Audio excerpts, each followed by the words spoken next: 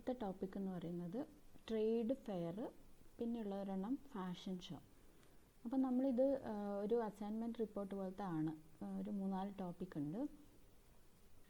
അപ്പോൾ അതിൽ നിങ്ങൾക്ക് ബോട്ടിക് ഉണ്ട്, പിന്നെ ഗാർമെൻറ്റ് പ്രൊഡക്ഷൻ യൂണിറ്റ് എന്താണെന്നുണ്ട്. അപ്പോൾ ഫസ്റ്റ് ഞാൻ എടുക്കുന്നത് 2 ടോപ്പിക്കാണ്.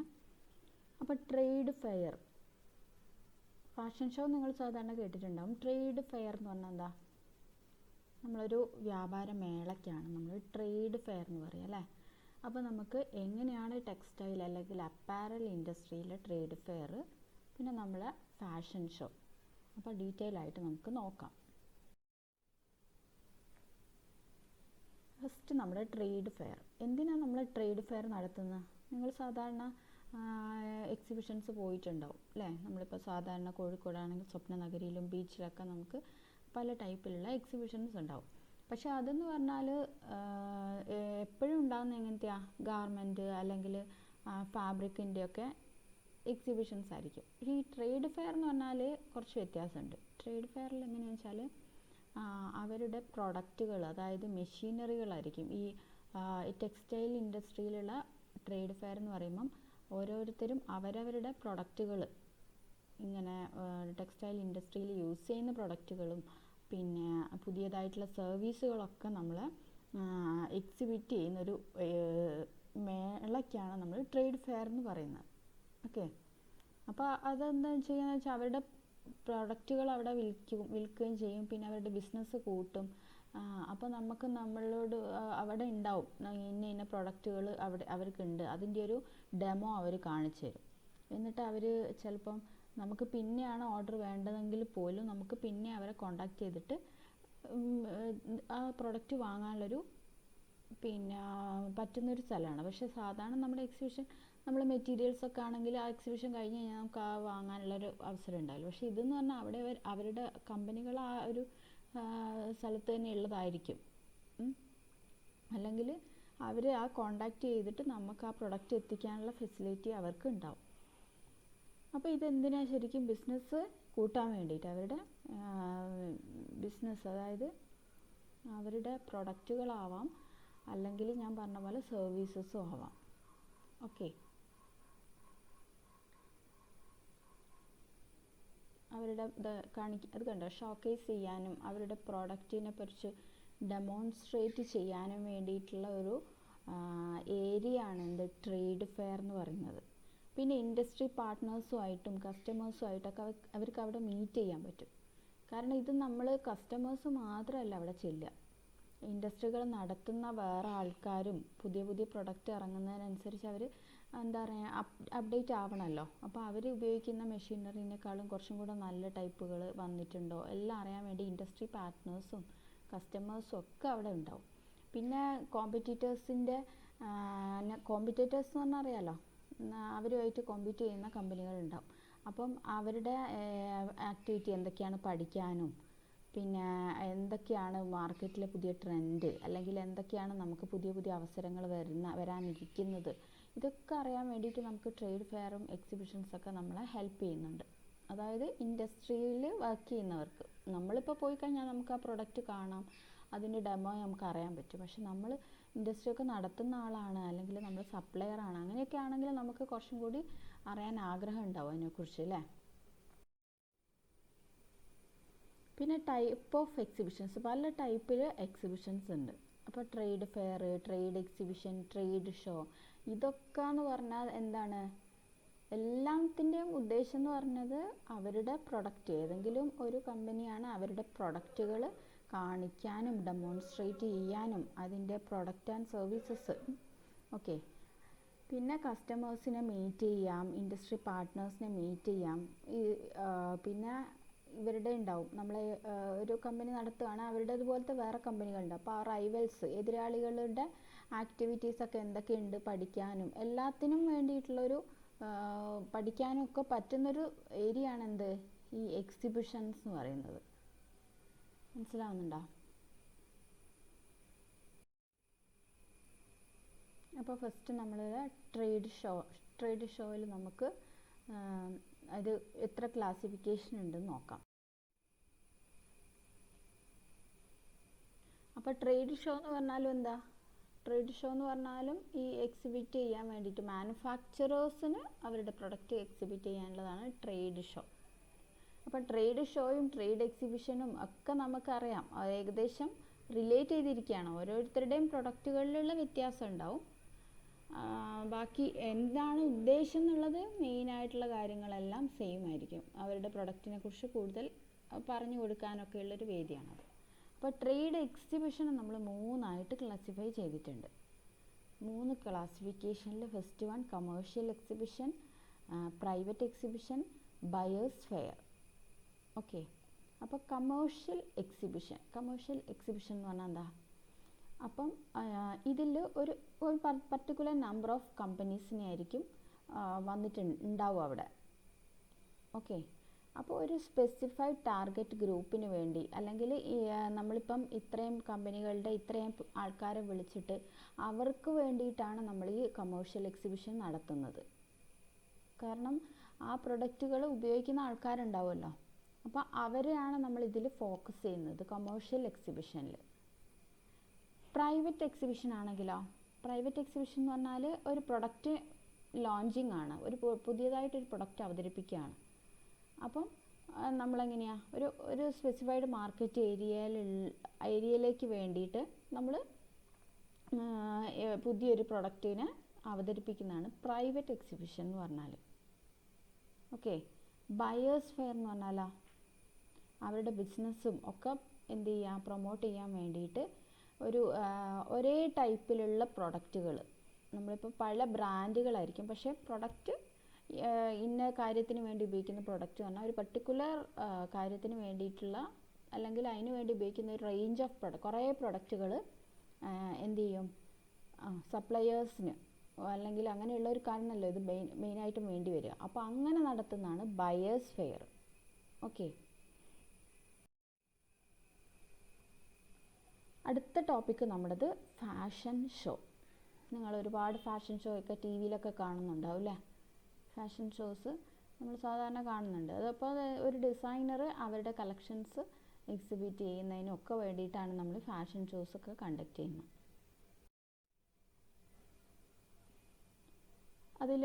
ഇതിൽ പറഞ്ഞിരിക്കുന്നത് എന്താണ്, ഫാഷൻ ഡിസൈനർ അവരുടെ പ്രൊഡക്റ്റുകൾ കാണിക്കുക, അല്ലെങ്കിൽ ഇനി എന്താണോ നമ്മൾ പുതിയതായിട്ട് മാർക്കറ്റിലേക്ക് വരാൻ പോകുന്ന ഫാഷൻ, അല്ല ആക്സസറീസ്, അല്ലെങ്കിൽ ക്ലോത്തിങ്ങിൽ, എല്ലാത്തിലും പറയാട്ടോ, ജ്വല്ലറിയിൽ ഒക്കെ വരുന്ന ഏതാണോ ഇനി പുതിയ വരാൻ പോകുന്നത്, അപ്പോൾ അതിന് മുന്നോടിയായിട്ട് ഫാഷൻ ഡിസൈനേഴ്സ് അവതരിപ്പിക്കുന്നതാണെന്ത്, ഫാഷൻ ഷോ. ഓക്കെ, അതിന് നമ്മൾ ഫാഷൻ വീക്ക് എന്നും കൂടെ പറയുന്നുണ്ട്. ഫാഷൻ വീക്ക് നമ്മളിപ്പം ലാക്മേ ഫാഷൻ വീക്ക് കേൾക്കാറുണ്ടല്ലോ അല്ലേ? കേട്ടിട്ടുണ്ടാവും നിങ്ങൾ. ലാക്മേ ഫാഷൻ വീക്ക് ഉണ്ട്. പിന്നെ നമ്മൾ കൊച്ചിയിലും കുറേ ഫാഷൻ വീക്കുകളൊക്കെ നടക്കാറുണ്ട്. അപ്പോൾ ഇത് എന്ന് പറയുന്നത് ഇതൊരു പർട്ടിക്കുലർ സീസണിലാണ് നടക്കുക ഫാഷൻ ഷോസ്, ഫാഷൻ വീക്കുകൾ. ഓക്കെ, സ്പ്രിങ്, സമ്മർ, അല്ലെങ്കിൽ ഫോൾ, വിൻ്റർ, അങ്ങനത്തെ സീസണിൽ ഓരോ വിദേശ രാജ്യങ്ങളിലാണ് മെയിനായിട്ടുള്ള ഫാഷൻ വീക്കുകൾ നടക്കുന്നത്. നമ്മൾ ഇന്ത്യയിലുണ്ട്, പക്ഷെ അത് അത്രയും ലാക്മയൊക്കെ കുറച്ചും കൂടെ ഫേമസ് ആണ്. അല്ലാത്ത ഇതിൽ കൂടുതൽ നമ്മൾ കേൾക്കുന്നത് പിന്നെ അബ്രോഡ് നടക്കുന്നത്, ഇന്ത്യക്ക് വെളിയിൽ നടക്കുന്ന കുറേ ഫാഷൻ ഷോസാണ് മെയിനായിട്ട് നമ്മൾ കേൾക്കുന്നത്. അപ്പോൾ ഫാഷൻ ഷോയിൻ്റെ ഒരു ഇമ്പോർട്ടൻസ് എന്താ, എന്തിനാണ് നമ്മൾ ഫാഷൻ ഷോ നടത്തുന്നത്? നമ്മുടെ പുതിയ പുതിയ ഫാഷൻ ആൾക്കാരിലേക്ക് കമ്മ്യൂണിക്കേറ്റ് ചെയ്യാൻ വേണ്ടിയിട്ടാണ് നമ്മൾ എന്ത് ചെയ്യുന്നത്, ഫാഷൻ ഷോസ് നടത്തുന്നത് അല്ലേ? അപ്പം പുതിയൊരു ഇന്നോവേഷൻ, ഒരു പുതിയതായിട്ട് എന്തെങ്കിലും കണ്ടുപിടിച്ച കാര്യങ്ങൾ ഒക്കെ നമുക്ക് നമ്മുടെ എന്താ പറയുക, പുതിയൊരു മാർക്കറ്റിലേക്ക് നമ്മുടെ പ്രൊഡക്റ്റുകളിനെ ലോഞ്ച് ചെയ്യണം. അപ്പോൾ അതിന് വേണ്ടിയിട്ട് അതിൻ്റെ മുന്നോടിയായിട്ട് നമ്മൾ ഷോസ് ചെയ്യുന്നുണ്ട്. അപ്പം പബ്ലിക്കിനും കൂടെ അതിലൊരു ഇൻട്രസ്റ്റ് വരുത്തണം അല്ലേ, ആ ഒരു പ്രൊഡക്റ്റിലേക്ക്, പ്രൊഡക്റ്റ് വാങ്ങാൻ, അല്ലെങ്കിൽ ആ ഒരു പ്രൊഡക്റ്റിനെ കൂടുതൽ അറിയാൻ വേണ്ടിയിട്ട് പബ്ലിക്ക്. അപ്പോൾ അതിനെയാണ് നമ്മൾ പുതിയ പുതിയ ഡിസൈനിലും സ്റ്റൈലിലും പുതിയ പുതിയ ഷോസ്, ഫാഷൻ വീക്കുകൾ കണ്ടക്ട് ചെയ്യുന്നത്. അപ്പം പബ്ലിക് അറ്റൻഷനെ അതിലേക്ക് ആകർഷിക്കാൻ വേണ്ടിയിട്ട് അല്ലേ, പബ്ലിക് അറ്റൻഷൻ അതിലേക്ക് ഉണ്ടാവാൻ വേണ്ടിയിട്ടൊക്കെ നമ്മൾ ഫാഷൻ ഷോസ് ചെയ്യുന്നുണ്ട്. പിന്നെ ഫാഷൻ ട്രെൻഡ്, പിന്നെ സെയിൽ, പ്രൊമോട്ട് ഗുഡ്സിനെ പ്രൊമോട്ട് ചെയ്യാനും ഒക്കെ വേണ്ടിയിട്ടാണ് നമ്മൾ ഫാഷൻ ഷോസ് നടത്തുന്നത്.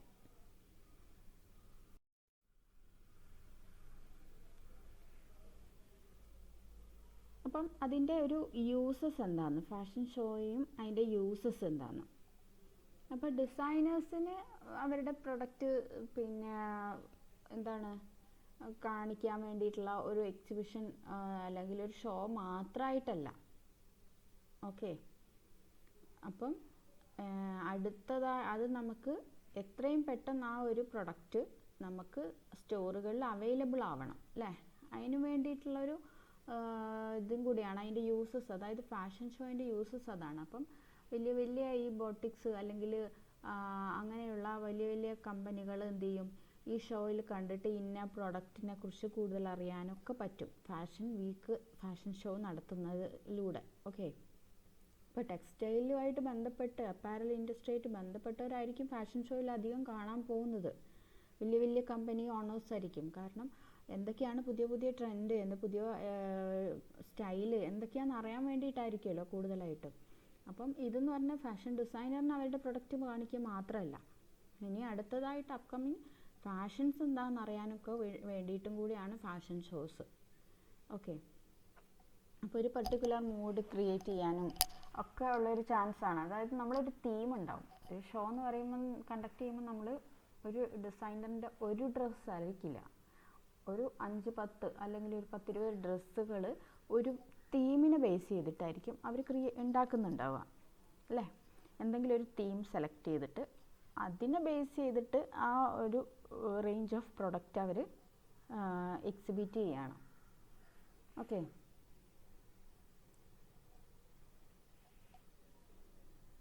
പിന്നെന്താണ്, ഇതിൻ്റെ ഫാഷൻ ഷോയിൻ്റെ മെയിൻ എയിം എന്ന് പറയുന്നത് എന്താണ്? പബ്ലിസിറ്റി അല്ലേ? പബ്ലിസിറ്റി കിട്ടാൻ വേണ്ടിയിട്ടാണ്, കൂടുതലായിട്ടും ആളുകളിലേക്ക് എത്തിക്കാൻ വേണ്ടിയിട്ടാണ്. പക്ഷെ നമ്മളിപ്പം എല്ലാവരും ഫാഷൻ ഷോ കാണണമെന്നില്ല. പക്ഷേ ഈ ഇൻഡസ്ട്രിയൽ പീപ്പിൾ ഒക്കെ ഇതെപ്പോഴും വാച്ച് ചെയ്തുകൊണ്ടിരിക്കും.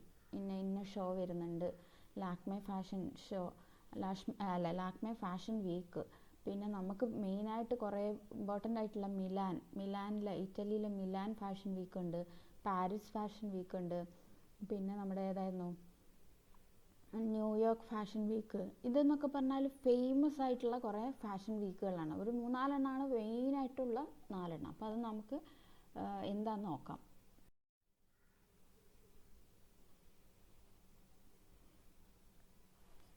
അപ്പോൾ പിന്നെ എന്താണ് നമ്മൾ പറയുന്നത് ഫാഷൻ ഷോയിനെ കുറിച്ച്?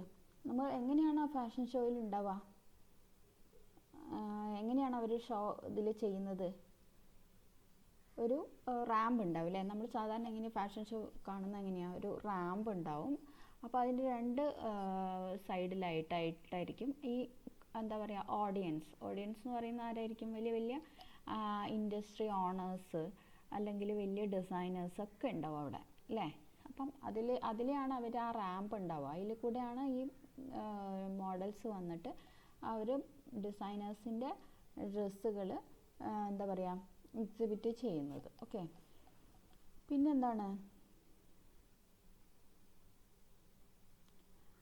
ഇതിൽ നമ്മൾ ടൈപ്സ് ഓഫ് ഫാഷൻ ഷോസ് ഉണ്ട്. 4 ടൈപ്പ് ഫാഷൻ ഷോസ് ആണ് പറയുന്നത്. Formal show, department show, designer trunk shows, informal, modelling. അപ്പോൾ അതിൽ ഫോർമൽ ഷോ എന്ന് പറഞ്ഞാൽ എന്തായിരിക്കും? അതിലെങ്ങനെയാണെന്ന് വെച്ചാൽ നമ്മൾ പറയുക ഫാഷൻ പരേഡ് എന്ന് കൂടെ പറയാം. ഫോർമൽ ഫാഷൻ ഷോയിന് നമുക്ക് ഫാഷൻ പരേഡ് എന്ന് പറയാം. ഇതിൽ ഒരു ഏകദേശം 1 hour അല്ലെങ്കിൽ ഒരു 30 minutes ഉണ്ടാവും. ആ ഒരു ഡ്യൂറേഷൻ, ആ ഒരു ഫാഷൻ ഷോയിൻ്റെ ഡ്യൂറേഷൻ എന്ന് പറയുന്നത് 1 hour 30 minutes ഒക്കെ ഉണ്ടാവുള്ളൂ. അപ്പോൾ ഒരു സീരീസ് ഓഫ് മോഡൽസ് എന്ത് ചെയ്യും, അവർ നടക്കും അല്ലെങ്കിൽ ഡാൻസ് ചെയ്തിട്ട് ഒരു റൺവേയിൽ കൂടെ വരും. ഒരു സീക്വൻഷ്യൽ ഓർഡറിൽ നമുക്കറിയാമല്ലോ. അങ്ങനെ വന്നിട്ട് അവരെന്ത് ചെയ്യും, അവർ പിന്നെ അങ്ങ് പോകുന്നുണ്ടാവും. അപ്പോൾ അതിലെങ്ങനെയാണെന്ന് വെച്ചാൽ ചിലപ്പം ഈ വന്നിരിക്കുന്ന ആ ഒരു ആൾക്കാർക്ക് വേണ്ടിയിട്ട് ചിലപ്പം എന്തെങ്കിലും ഡിന്നറോ ലഞ്ചോ അല്ലെങ്കിൽ ഒരു ലൈറ്റ് റിഫ്രഷ്മെൻ്റ് ഒക്കെ കൊടുത്തിട്ട് ഒക്കെയുള്ള ഒരു അതായത് ഷോയാണ് എന്ത് ഫോർമൽ ഷോ എന്ന് പറഞ്ഞാൽ. ഓക്കെ, അതിലൊരു തീം ഉണ്ടാവും. ഫോർമൽ ഷോയിലൊരു തീം ഉണ്ടാവും.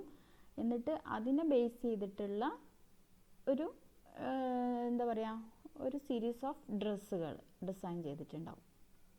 ഒരു പ്രത്യേക ഒരു ഓഡിറ്റോറിയമോ അല്ലെങ്കിൽ ഏതെങ്കിലും ഹോട്ടൽ അല്ലെങ്കിൽ റെസ്റ്റോറൻറ്റ്, അങ്ങനെ എന്തെങ്കിലും സെയിൽസ് ഫ്ലോറോ എന്തെങ്കിലും ആയിരിക്കും അതിന് വേണ്ടിയിട്ടുള്ളൊരു പ്ലേസ്, സ്ഥലം എന്ന് പറയുന്നത്. പിന്നെ അവിടെ സ്റ്റേജിങ് ഉണ്ടാവും, നല്ല ലൈറ്റിങ് ഉണ്ടാവും, ലൈറ്റിംഗ് ഉണ്ടാവും അല്ലേ. നല്ല ലൈറ്റ്സ് വേണം ഈ ഒരു ഷോ കണ്ടക്ട് ചെയ്യുമ്പോൾ. സ്റ്റേജും ലൈറ്റും നന്നായിട്ട് വേണം. മോഡൽസൊക്കെ ഉണ്ടാവും, മ്യൂസിക് ഉണ്ടാവും. അറിയാലോ, നമ്മൾ ഷോയിൽ അറിയാലോ, ഫാഷൻ ഷോയിലൊക്കെ നമുക്ക് നല്ല മ്യൂസിക്കും ഒക്കെ ഉണ്ടാവും അതിനെ റിലേറ്റ് ചെയ്തിട്ട്. പിന്നെ കമൻട്രി ചിലപ്പം ഉണ്ടാവും. ഓക്കെ, അങ്ങനത്തെയാണ് നമ്മുടെ ഫോർമൽ ഷോ എന്ന് പറഞ്ഞാൽ. ഓക്കെ, അടുത്തത് ഡിപ്പാർട്ട്മെൻറ്റ് ഷോസ്. ഡിപ്പാർട്ട്മെൻറ്റ് ഷോസ് എന്ന് പറഞ്ഞാൽ വലിയൊരു ഇവൻ്റായിട്ട് കാണുന്നില്ല. അതെന്ന് പറഞ്ഞാൽ ഒരു സ്മോൾ സ്കെയിൽ രീതിയിൽ പോകുന്നൊരു ഷോയാണ് എന്ത്, ഡിപ്പാർട്ട്മെൻറ്റ് ഷോ. അതിലെന്ന് പറഞ്ഞാൽ പെട്ടെന്ന് അപ്പം തന്നെ അവർക്ക് സെയിൽ ആവാൻ വേണ്ടിയിട്ടുള്ള പ്രൊഡക്റ്റുകൾ, അങ്ങനെയാണ് ഡിപ്പാർട്ട്മെൻറ്റ് ഷോസ് നടത്തുക. അവരുടെ തന്നെ ഡിപ്പാർട്ട്മെൻറ്റിൽ അവരൊരു പ്ലാറ്റ്ഫോം വെച്ചിട്ട് പുതിയ ക്ലോത്ത്സ് വയ്ക്കും, ഷോ ചെയ്യും. അങ്ങനെയാണ് ഡിപ്പാർട്ട്മെൻറ്റ് ഷോസ് നടത്തുന്നത്. ഓക്കെ, ഫോർമൽ ഷോ കുറച്ചും കൂടെ എക്സ്പെൻസീവ് ആയിരുന്നു അല്ലേ. ഡിപ്പാർട്ട്മെൻറ്റ് ഷോ എന്ന് പറഞ്ഞാലോ, ഇത് അത്രയും എക്സ്പെൻസീവ് ആയിട്ടുള്ളൊരു ഷോ അല്ല. ഓക്കെ, അടുത്തതാണ് നമ്മൾ designer trunk show. Designer trunk show എന്ന് പറഞ്ഞാൽ എന്താ, നമ്മൾ ഡിസൈനേഴ്സിൻ്റെ ഡ്രസ്സുകൾ എന്ത് ചെയ്യും, ഒന്നുകിൽ അത് പ്രൈവറ്റായിട്ട് കസ്റ്റമേഴ്സിന് നേരിട്ട്, അല്ലെങ്കിൽ അത് സോഷ്യൽ മീഡിയാസിലൊക്കെ ആദ്യം അഡ്വർടൈസ്മെൻറ്റ് ചെയ്യും. അല്ലെങ്കിൽ ഇവർ വിചാരിക്കുന്ന കുറച്ച് ഉപഭോക്താക്കൾ ഉണ്ടാവുമല്ലോ, കുറച്ച് വെൻഡേഴ്സ്, അവർക്ക് വേണ്ടിയിട്ട് അവർക്ക് മെയിൽ ചെയ്തിട്ട് അവരെ ഇതിലേക്ക് ക്ഷണിച്ചിട്ട് അങ്ങനെ കണ്ടക്ട് ചെയ്യുന്നതാണ് ട്രങ്ക് ഷോസ്. ഓക്കെ, അപ്പോൾ ഈ സമയത്ത് നമുക്ക് അവിടെ നിന്ന് തന്നെ ചിലപ്പം ഈ സാമ്പിൾസും പ്രോട്ടോടൈപ്പുകളൊക്കെ നമുക്ക് വാങ്ങിക്കാനുള്ളൊരു അവർ ഓഫർ ചെയ്യും. അങ്ങനത്തെ ഒരു ഷോയാണ് എന്ത്, ഡിസൈനർ ട്രങ്ക് ഷോ എന്ന് പറഞ്ഞാൽ. നേരിട്ട് ആ കസ്റ്റമേഴ്സിനും അവർ പിന്നെ ഉദ്ദേശിക്കുന്ന കസ്റ്റമേഴ്സ് ആരാണെന്നൊന്നും അവർക്കറിയാമായിരിക്കുമല്ലോ. അപ്പോൾ അവരെയും മെയിനായിട്ടും ഫോക്കസ് ചെയ്തിട്ടുള്ള ഒരു ഷോയാണ് എന്ത്, ഡിസൈനർ ട്രങ്ക് ഷോസ്. പിന്നെ ലാസ്റ്റ് വണ്ണാണ് ഇൻഫോർമൽ മോഡലിംഗ്. അതെന്ന് പറഞ്ഞാൽ വലിയ ചിലവുള്ളൊരു കാര്യമല്ല. അതിലെന്താ ചെയ്യുന്നതെന്ന് വെച്ചാൽ മോഡൽസ് എന്ത് ചെയ്യും, മോഡൽസ് അതിലെ അവരുടെ ഒരു പ്ലാറ്റ്ഫോമിലേക്ക്, അത് നമ്മുടെ സ്റ്റേജ് ഒന്നും ഉണ്ടാവില്ല ഇവിടെ, സ്റ്റേജ് ലൈറ്റിങ് ഒന്നും ഉണ്ടാവില്ല, റൺവേ ഒന്നും ഉണ്ടാവില്ല, ചിലപ്പോൾ മ്യൂസിക് അതൊന്നും ഉണ്ടാവാണ്ട് അവരുടെ ഒരു പിന്നെ സെയിൽസ് ഫ്ലോർ ഉണ്ടാവുമല്ലോ അവരുടെ തന്നെ, അവിടെ ആ മോഡൽസ് ജസ്റ്റ് വന്ന് അവരിട്ടിരിക്കുന്ന ആ ഒരു പ്രൊഡക്റ്റിന് കാണിക്കാൻ വേണ്ടിയിട്ട്, ഷോ ചെയ്യാൻ വേണ്ടിയിട്ടുള്ളൊരു ചെറുതായിട്ടുള്ള പ്രിപ്പറേഷൻ മാത്രമേ നമ്മൾ ഈ ഇൻഫോർമൽ മോഡലിങ്ങിന് ആവശ്യമുള്ളൂ. ഓക്കെ, ഫോർമലായിരുന്നു ഭയങ്കര എക്സ്പെൻസീവ്. ഇൻഫോർമൽ ആകുമ്പോഴത്തേക്കും ബാക്കിയുള്ളതിനെ കമ്പയർ ചെയ്യുമ്പം തീരെ നമുക്ക് എക്സ്പെൻസ് ഇല്ലാത്തൊരു ഷോയാണ് എന്ത്, ഇൻഫോർമൽ മോഡലിംഗ്. ഓക്കെ, അപ്പം പല ടൈപ്പ് നമുക്ക് ഫാഷൻ വീക്കുകളുണ്ട്. ഞാൻ പറഞ്ഞു നേരത്തെ ഒരുപാട് ഫാഷൻ വീക്സ് ഉണ്ട്. പക്ഷേ അതിൽ നമുക്ക് മെയിനായിട്ട് വരുന്ന കുറച്ച് ഷോസ് ഉണ്ട്. അതായത് Lakme fashion week, Milan fashion week, Paris fashion week, പിന്നെ ഏതായിരുന്നു, ഇത് മെയിനായിട്ട് എവിടെയൊക്കെയാണ് കണ്ടക്ട് ചെയ്യുന്നതെന്ന് അറിയാമല്ലോ അല്ലേ. ഫാഷൻ ക്യാപിറ്റൽസ് ഏതൊക്കെയായിരുന്നു, New York, Paris, Milan, London, Tokyo, ഇതൊക്കെയാണ് മെയിനായിട്ടുള്ള ഫാഷൻ ക്യാപിറ്റൽ. ഏറ്റവും ലീഡിങ് ആയിട്ടുള്ള ഫാഷൻ ക്യാപിറ്റൽ എന്ന് പറഞ്ഞാൽ ന്യൂയോർക്കാണ് കേട്ടോ. ന്യൂയോർക്കാണ് ഏറ്റവും വലിയ ഫാഷൻ ക്യാപിറ്റൽ, ന്യൂയോർക്ക്. അപ്പോൾ ഫാഷൻ വീക്ക് എന്താണ്, ഫാഷൻ വീക്ക് എന്ന് പറഞ്ഞാൽ നമുക്കറിയാം, വീക്ക് എന്ന് പറയുമ്പോൾ തന്നെ ആ ഒരു ഇത്രയും പർട്ടിക്കുലർ 7 days ഒക്കെ ഉണ്ടാവുള്ളൂ ഈ ഒരു വീക്കിൽ ഷോസ് കണ്ടക്ട് ചെയ്യുന്നുള്ളൂ. ഓക്കെ, അപ്പം ഇതിൽ പറഞ്ഞിരിക്കുന്നു lasting approximately 1 week, maximum 1 week ഒക്കെ ഉണ്ടാവുള്ളൂ. അപ്പോൾ ഒരു ഡിസൈനറിന് അവരുടെ ബ്രാൻഡ് അല്ലെങ്കിൽ അവരുടെ ഹൗസസ്, അതായത് അവരുടെ ആ ഒരു പർട്ടിക്കുലർ തീമിൽ ചെയ്തിരിക്കുന്ന പ്രോഡക്റ്റുകൾ എക്സിബിറ്റ് ചെയ്യാം. അത് റൺവേ ഷോസ് കൂടെ എക്സിബിറ്റ് ചെയ്യാം. ഓക്കെ, പുതിയ ട്രെൻഡ് ആയിരിക്കും. അപ്പം ബയേഴ്സൊക്കെ ഇങ്ങനെ പുതിയത് നോക്കിയിരിക്കുന്നുണ്ടാവും അല്ലേ. ബയേഴ്സ് എന്ന് പറഞ്ഞാൽ അറിയാമല്ലോ, അവരാണ് ബൾക്കായിട്ട് ചിലപ്പം പ്രൊഡക്ഷൻ ചെയ്യുന്നുണ്ട്. അപ്പോൾ അവർ പുതിയ ട്രെൻഡ് എന്താണെന്ന് ആകാംക്ഷയായിട്ട് ഇരിക്കുന്നുണ്ടാവും. അപ്പോൾ ഇങ്ങനത്തെ പ്രൊഡക്റ്റുകൾ പുതിയ വരുമ്പോൾ അവരെന്ത് ചെയ്യും, അവർ ഓർഡർ കൊടുക്കും ഡിസൈനേഴ്സിന്, ഈ പ്രൊഡക്റ്റ് അവരുടേതായിട്ട് വേണമെന്ന്. അങ്ങനെ പറഞ്ഞിട്ട് അവരാണ് പിന്നെ അത് വരുന്നത് മാർക്കറ്റിലേക്ക്, അവരുടെ പ്രൊഡക്റ്റാണ് ഇറങ്ങുന്നുണ്ടാവുക. അപ്പോൾ ഫാഷൻ വീക്ക് അതൊരു ഇൻഡസ്ട്രി ഇവൻ്റ് ആണ് അല്ലേ. അപ്രോക്സിമേറ്റ്ലി 1 വീക്ക് ഉണ്ടാവും. ഫാഷൻ ഡിസൈനേഴ്സ് അവരുടെ പ്രൊഡക്റ്റുകൾ, അവരുടെ ബ്രാൻഡുകൾ ഡിസ്പ്ലേ ചെയ്യാം. ലേറ്റസ്റ്റ് കളക്ഷനൊക്കെ ഒരു റൺവേ ഒരു ഇതിൽ അവർ ബയേഴ്സിനും അതായത് മീഡിയയ്ക്കും കൂടി വേണ്ടിയിട്ട് ഇൻട്രൊഡ്യൂസ് ചെയ്യുന്നൊരു ഷോയാണ് എന്ത്, ഫാഷൻ വീക്ക് എന്ന് പറയാം.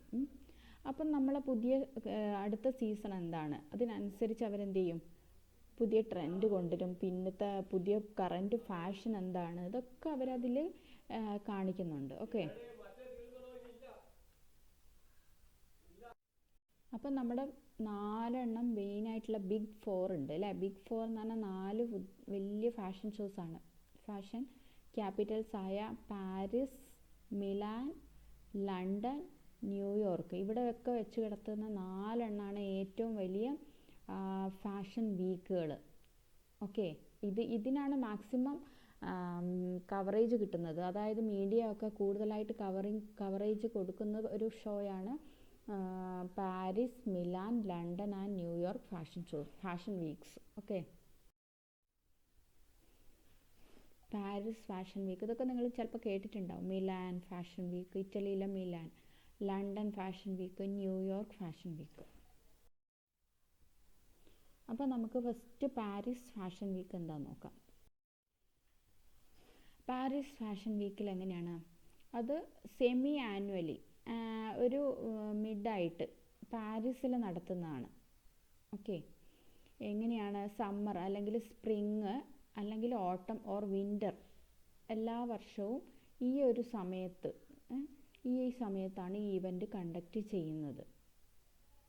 ഓക്കെ, അപ്പം അത് ഇതുണ്ടാവും, ഫ്രഞ്ച് ഫാഷൻ ഫെഡറേഷൻ ഉണ്ട്, അവരായിരിക്കും ആ ഡേറ്റൊക്കെ തീരുമാനിക്കുന്നുണ്ടാവുക.